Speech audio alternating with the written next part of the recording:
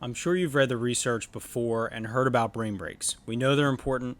We know that they're an integral part of teaching and learning, and that they are extremely beneficial to help facilitate better learning experiences for students. And typically with that comes the pressure and the challenge as a classroom teacher of when am I supposed to fit that in? How am I supposed to plan for that? And when am I able to fit in a 5-minute activity that totally breaks the flow of the lesson? And I get that. It is a real struggle, and we don't always have time for the really fun brain breaks because we don't want to screw with the flow of a lesson. So here I have some real simple tips on how to integrate your curriculum with your brain breaks and not lose any content time. So the two keys to a brain break are that students are up and moving, the blood is flowing, it's getting them out of their seats, and that they are not thinking about their content. They are not thinking about their curriculum and the objectives that they're learning that day. Those are the two key pieces to a successful brain break. So here's what you do. You have your students either answer the questions ahead of time, or they can answer on the fly as they see them displayed. You have 4 to 6 questions, and it's a mix of content, and it's a mix of unrelated, fun, lighthearted things. So the students answer the questions ahead of time. Maybe use Google Forms if you want to collect some formative data on the content-specific questions. And then you display them. You have everybody answer the 6 questions.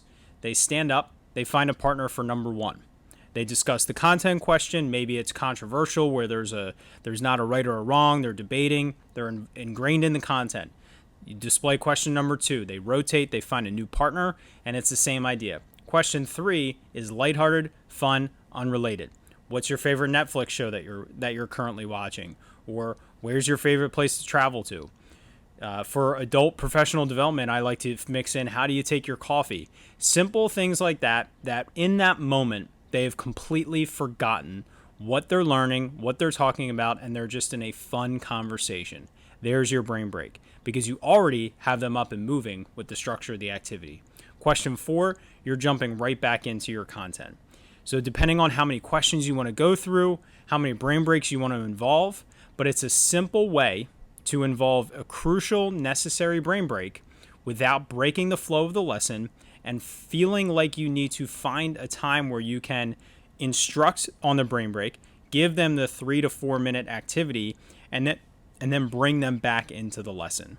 This meets the flow, meets the content, and it just keeps things moving and gives those kids the break they need to be relaxed, engaged, happy, and successful.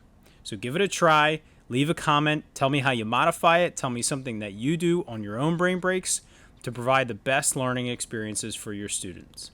Thank you so much. And please, if you have not already, join the Powered Up community, follow our podcast on YouTube and all of our podcast platforms.